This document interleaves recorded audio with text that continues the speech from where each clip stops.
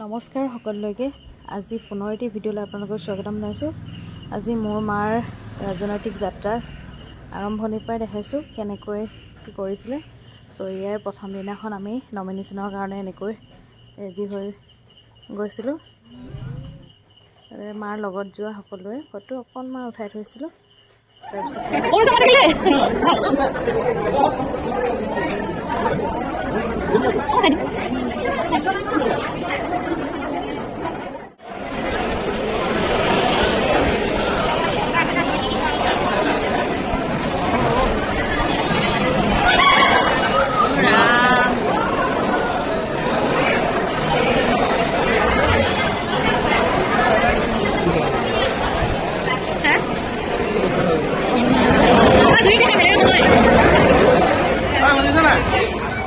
ইয়াতে বহুত ভিৰ। মায়ে কৈছে ইমান গৰম উঠিছে, আমনি লাগি গৈছে আৰু আহা যাওঁ বাহিৰলৈ। একদম ভাগৰুৱা পুৰা। আজি 15-20খন ওচৰা চিধাম খাইলোঁ। এফালে আমি ভোটদান কৰি মাৰ ঘৰলৈ বুলি যাত্ৰা আৰম্ভ কৰিলোঁ। বতৰটো বেয়া আছিল সিদিনাখন, এয়া গৈ পালোঁ আৰু তাৰপিছতে বহুত দিনৰ মূৰত গৈছোঁ যে সেইবাবে ওচৰৰ সেই খুৰীহঁতে মাতিছে। মই আকৌ তামোল 4খনমান লৈ গৈছিলোঁ, তেওঁলোককো সেই এখন দিলোঁ আৰু ইমান দিনৰ মূৰত লগ পাইছোঁ, ভালে লাগিলে লগ পাই। তো এনেকৈ দিনটো পাৰ হ'ল, মানুহবিলাক এনেকৈ আহিছে আৰু ভোট দিবলৈ।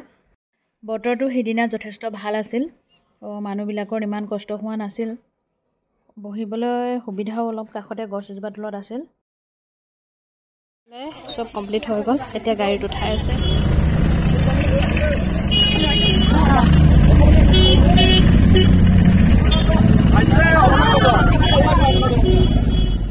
মাহঁতৰ ঘৰৰ পৰা আহি একেবাৰে শিৱসাগৰ বৰ্ডিং ফিল্ড পালোহি।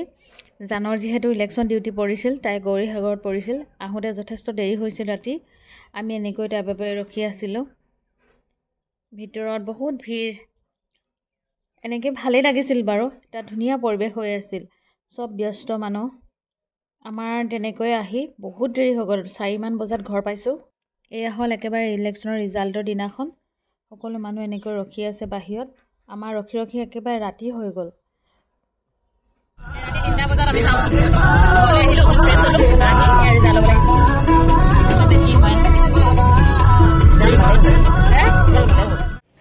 সময় কিমান দেখাই লৈছোঁ দেই, এয়া 4:03 সময়। মা মোবাইলটোৱে দেখাইছোঁ, ৰাতিপুৱা 12 তাৰিখ হ'ল দেখিলে। আমি চাউকত আমাৰ ঘৰৰ মানুহবোৰ চবেই নাগলে চাগে শুই আছে আৰু বাকী আমিকেইটা এই অৱস্থা। 5:14 হ'ল। এনেকৈ আমি ৰখি ৰখি একেবাৰে দুপৰীয়া হৈ গ'ল। মাহঁতৰ কাউণ্টিং হৈ আছে আৰু এয়া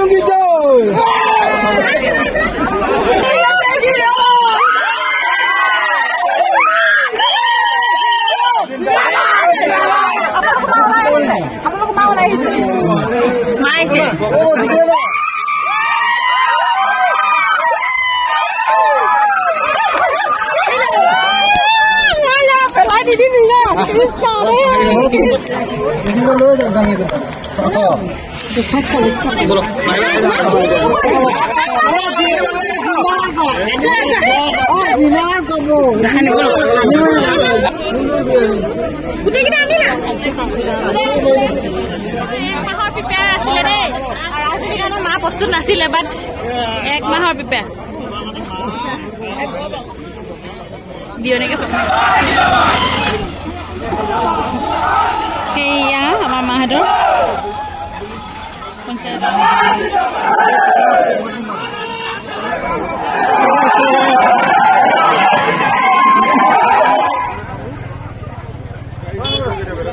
কোনে বনাইছিলে?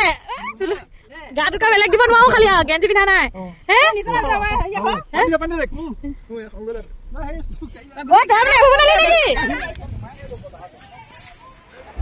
ঘৰ আহি পোৱাৰ লগে লগে এইফালে মাক আদৰিবলৈ সিহঁত ঘৰৰ সকলো ৰখি আছিলে।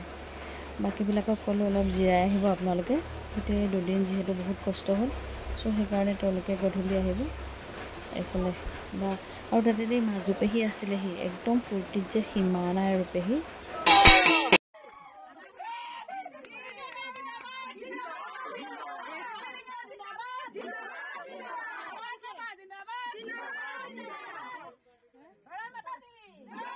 মায়ে এবাৰ ইলেকশ্যনত প্ৰতিদ্বন্দ্বিতা কৰিম বুলি একেবাৰে ভবা নাছিল, আমি জোৰ কৰিলোঁ, সেইবাবে মায়ে না নকৰিলে আৰু আমিও প্ৰত্যেকটো খোজতে সেইবাবে লগ দিবলৈ চেষ্টা কৰিলোঁ। মাৰ লগত সকলো কৰ্মকৰ্তাই যথেষ্ট কষ্ট কৰিছে, মাক সাহস দিছে আৰু সকলোলৈকে মোৰ ফালৰ পৰা ধন্যবাদ থাকিল। মাক ফোন কৰি শুভেচ্ছা জনোৱা সকলোলৈকে ধন্যবাদ থাকিল। আৰু ভিডিঅ'টো দিয়া মোৰ অলপ পলম হ'ল, যিহেতু অকণ ব্যস্ততা আছিলোঁ, সেইবাবে দেৰি কৰি দিলোঁ।